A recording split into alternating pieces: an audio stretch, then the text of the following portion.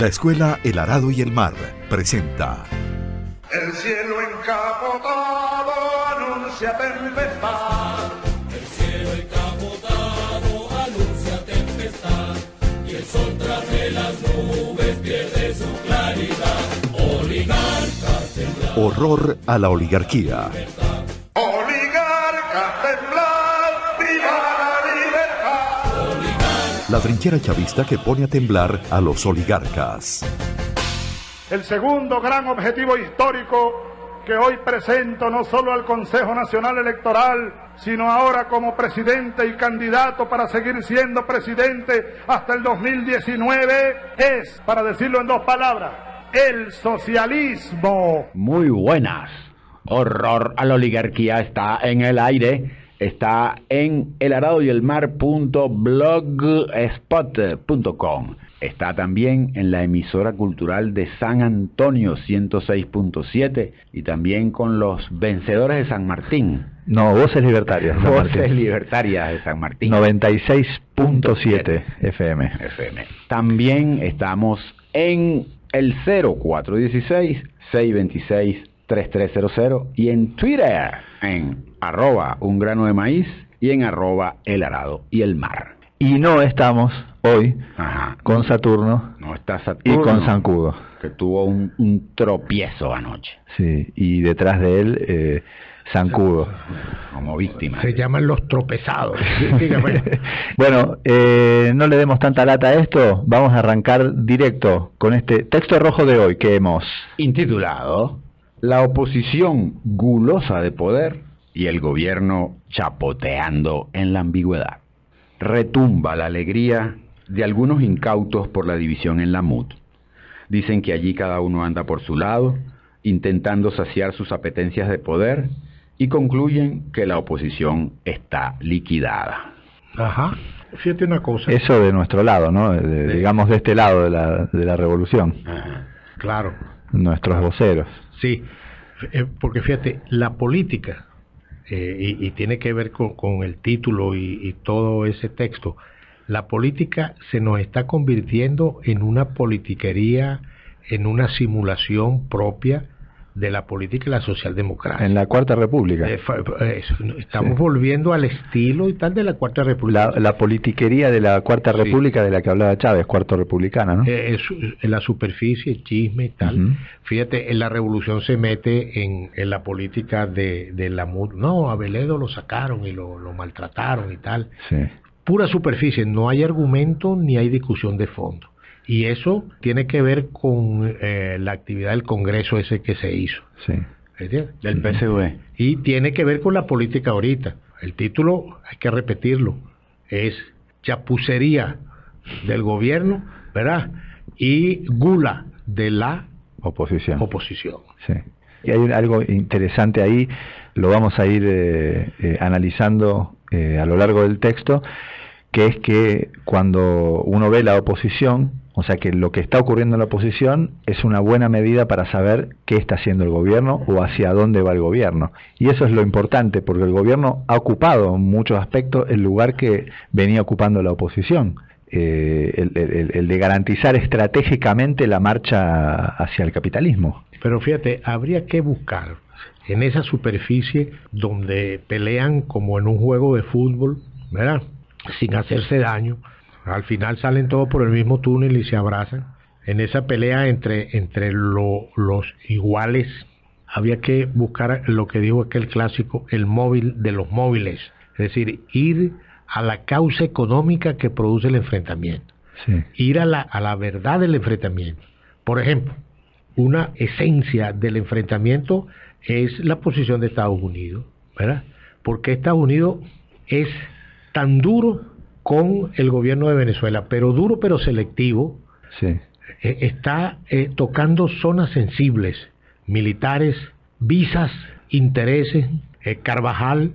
Esas son toques de un neurocirujano de la política, sí, a una neurona determinada para producir una reacción. Es acupuntura de la política. Sí, muy quirúrgico es quirúrgico, el ataque oftalmológico. Sí. Claro, entonces, eso es lo que hay que ver, eso es lo que hay que ver, no el chisme, ni el forcejeo tonto que aparece en la superficie. Por ejemplo, la MUP sacan a Veledo, entonces nosotros, oye, sacaron a Veledo, porque a Veledo lo agarró la ultraderecha y lo sacó. Y además se convierte en una, incluso hasta en una defensa de Veledo. Porque Veledo se convirtió en una víctima de lo que se supone es la ultraderecha, que lo obligó a renunciar por tener reuniones o por aliarse con el gobierno. Claro, sí, es una... O sea, lo traemos a Veledo para acá. Una versión farandulera de la política. Sí, exacto. Como una cosa que existía antes que llamaban chepacandela, todavía existirá. El chepacandelismo. El chepacandelismo, el chisme y la tontería. Fíjate, a Veledo sale, no, entonces, ¿quién va para allá? Es una novela, como unos capítulos de una novela, no, Blair, el de Baruta, no, Ledesma, no sé qué y tal. Señor, el fondo de la política no es ese. Esa es la superficie, la banalidad. Lo que pasa a todo y que ahí hay que analizar algo. Bueno, nosotros lo venimos diciendo hace rato. El gobierno para sobrevivir tiene que diferenciarse en algo.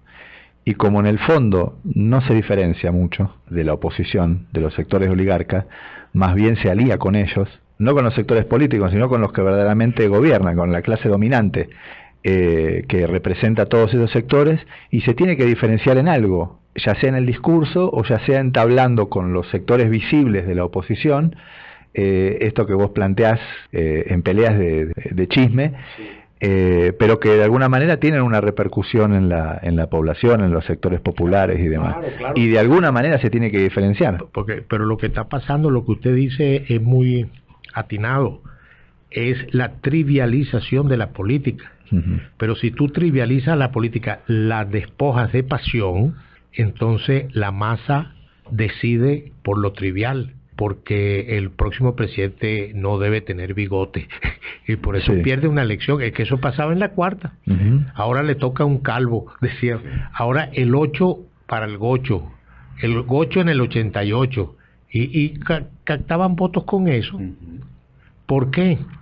Porque una de las grandes crímenes políticos que hemos cometido es despojar a la revolución de la pasión, de las razones sagradas, de por qué se debe desde el corazón ser revolucionario.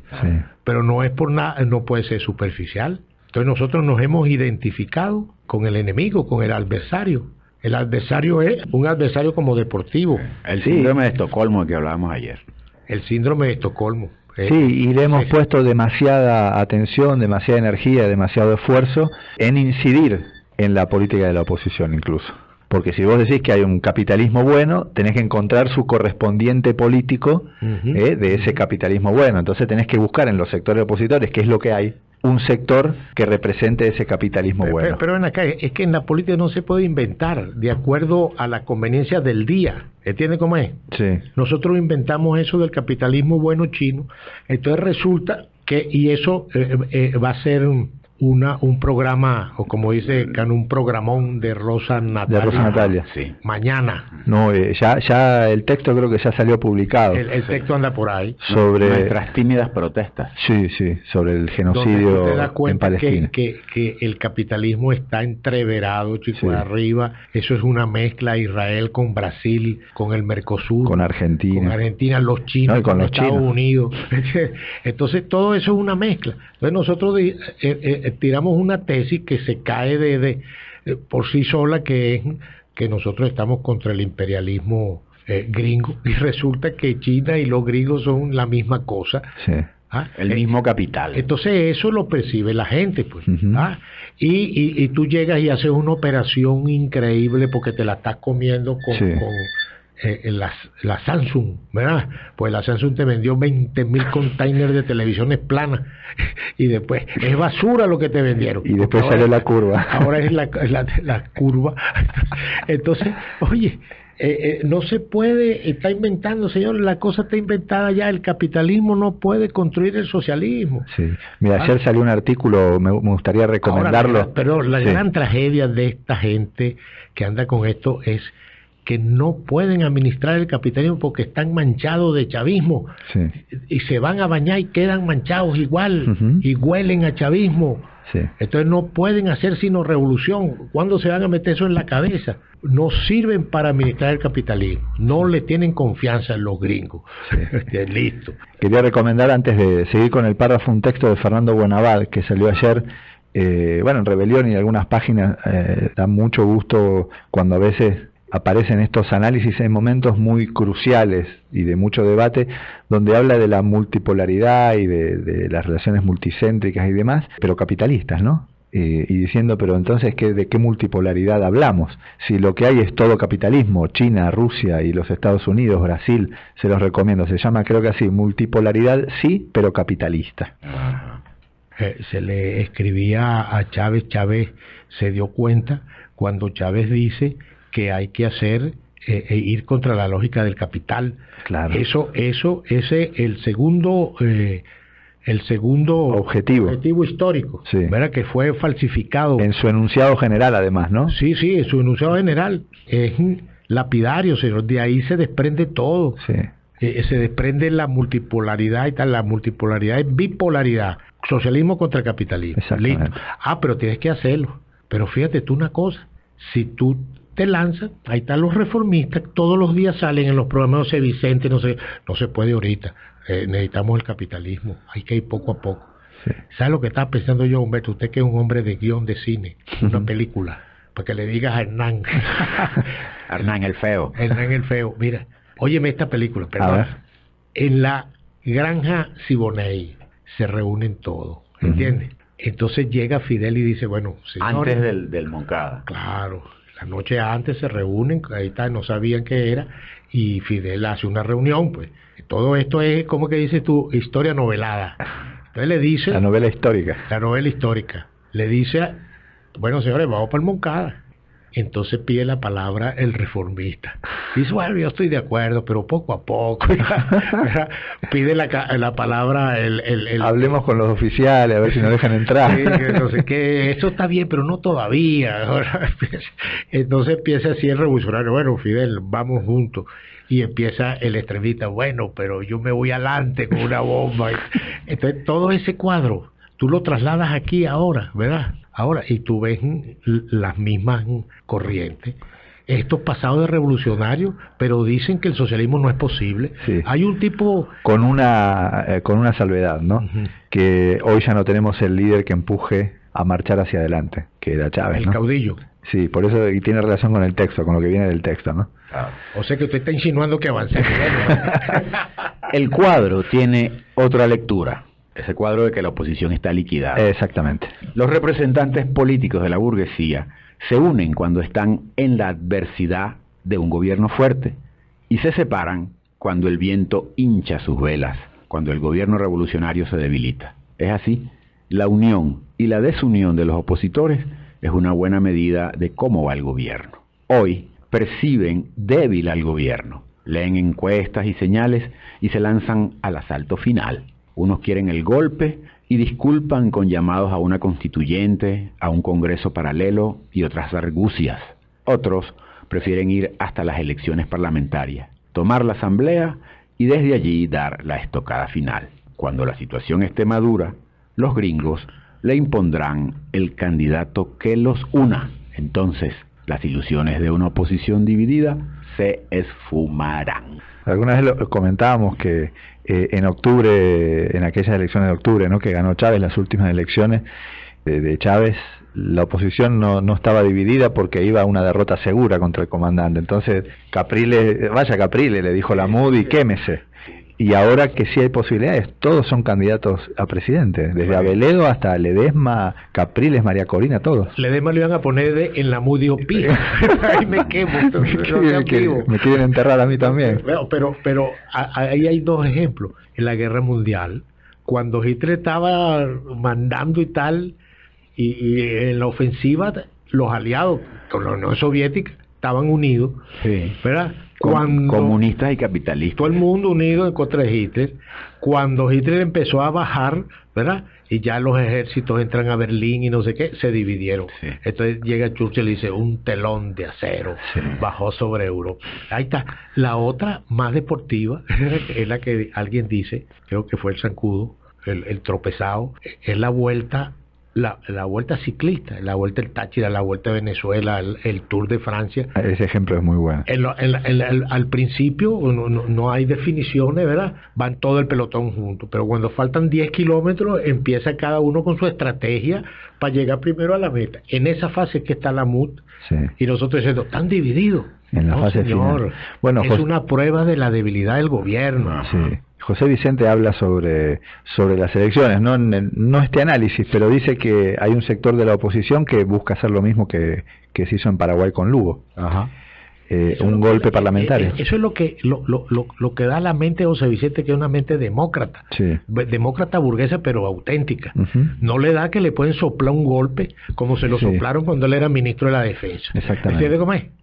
Señor, por cierto, en el golpe se portó viril, muy bien. Virilmente. Es un tipo que hay que respetarlo porque es un demócrata burgués de verdad. No es un oportunista ni nada. Haga la salvedad. Un tipo serio. Pero él ve la salida esta.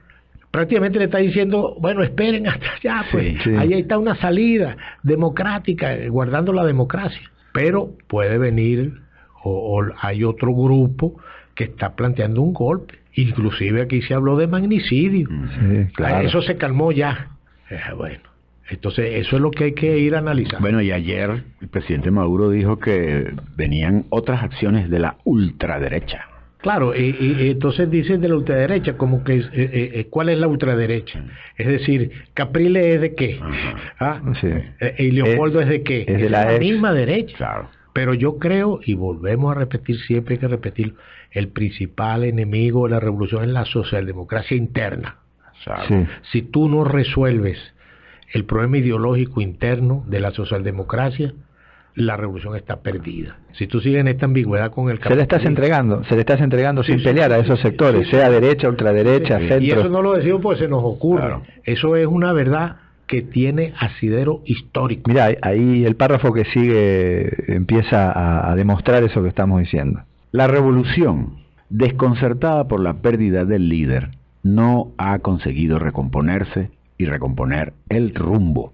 Se debate en la pena de un caudillismo sin caudillo, de un mesianismo sin mesías, y sufre los embates de la epidemia de la socialdemocracia, esa que ataca a las revoluciones en fase juvenil. La característica principal de esta revolución fue el caudillismo. Chávez era un caudillo. Con él se vivió lo bueno y lo malo de esa condición. Era fuerza y era debilidad.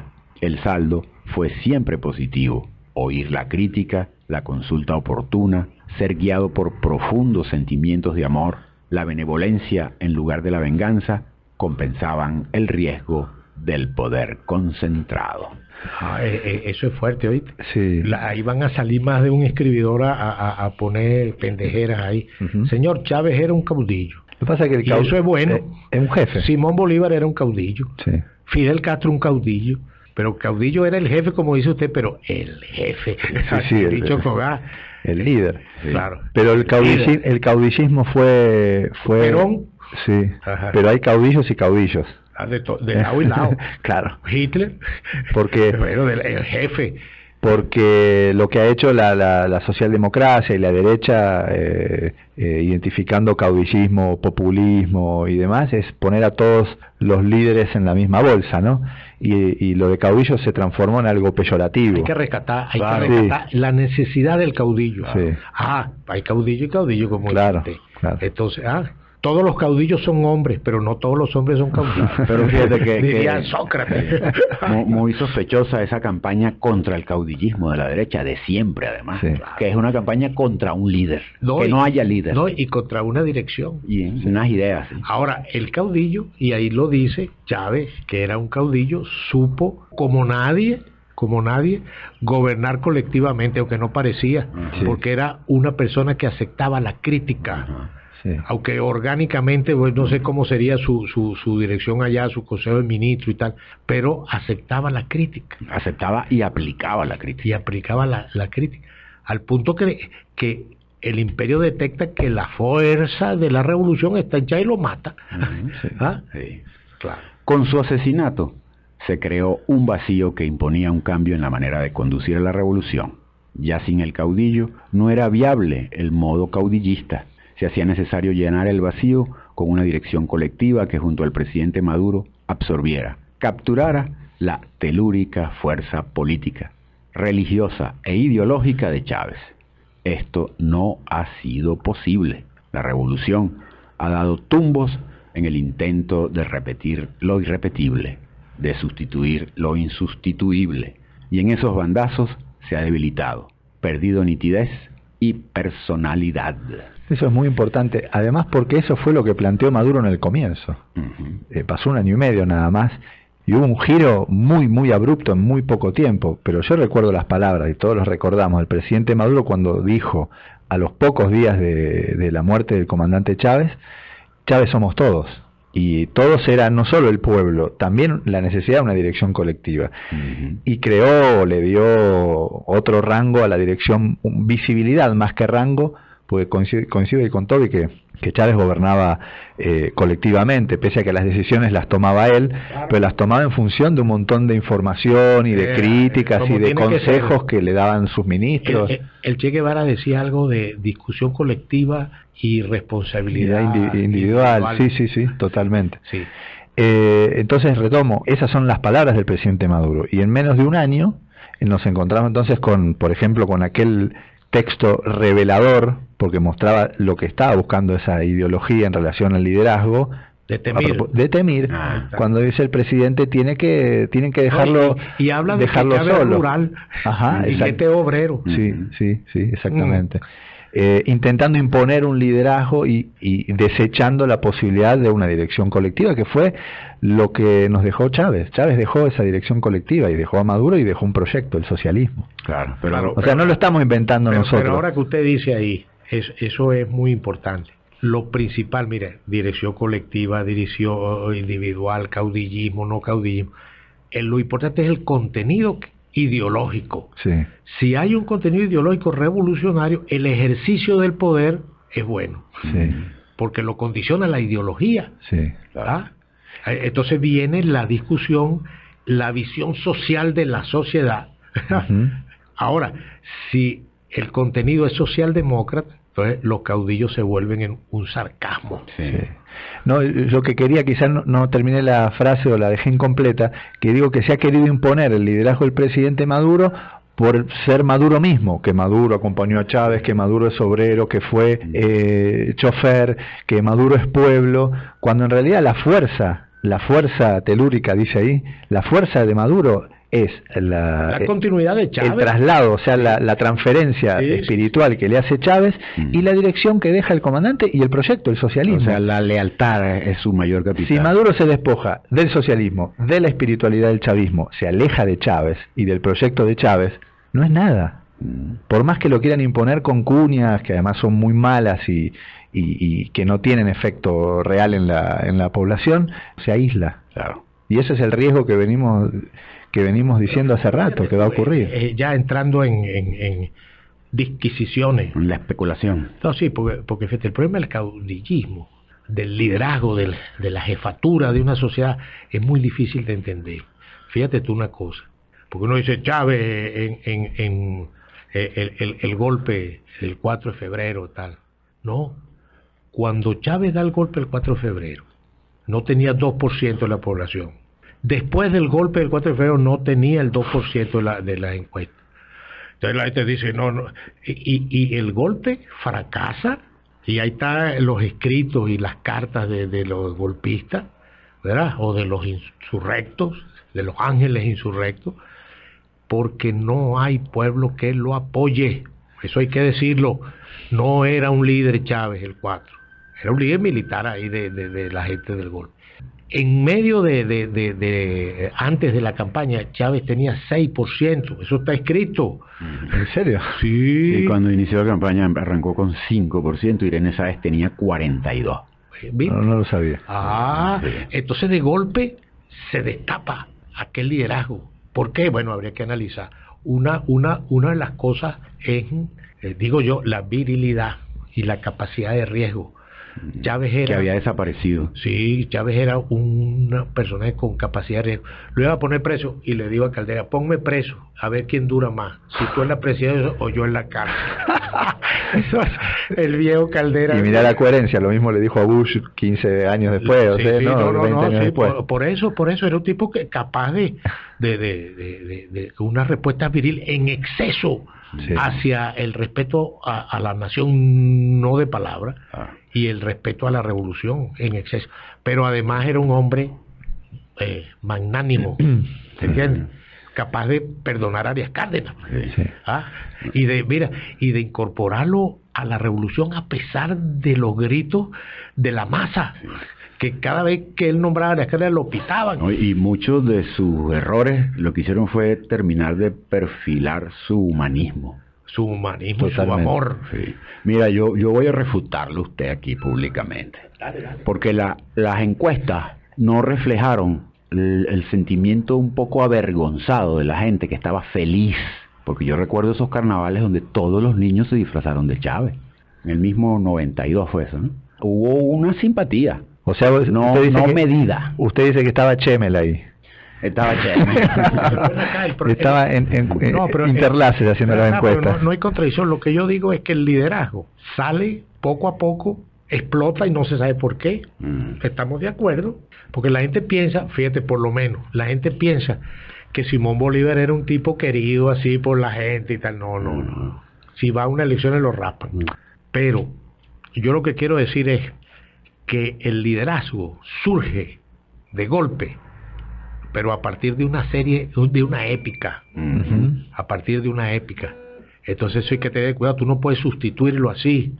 Más fácil era heredarlo, capturarlo, transportarlo. ¿Entiendes? Y no, se cometieron esos errores. Y llevar el estandarte de Chávez, era lo que había que hacer y no se hizo. Y Chávez tenía o llevar a Chávez como estandarte, pero llevar a Chávez a pelear. Claro. Oye, lo asesinan y no pasa nada, tú lo que haces es reunirte con Cisneros. ¿Qué espera? La irrupción de Chávez, además, sin nombrar socialismo, en ese momento lo que hizo fue poner sobre el tapete los valores del socialismo. El desprendimiento, el altruismo, el heroísmo, la capacidad de crítica. Hay que ver la capacidad de crítica que tenía el comandante. Sí. Entonces, concluyentes. No necesita concluir, termine ya. Okay. ¿Por qué tiene que concluir si eso está escrito ahí al lado del tipo que está oyendo? Ha terminado el programa. pero mañana tenemos otro capítulo. Y la oligarquía. La oligarquía, donde quiera que esté, como quiera que se vista, joda. Mañana esperamos que vengan Saturno y los tropezones. Saturno y Zancudo, si no vamos a tener que aplicar medidas disciplinarias.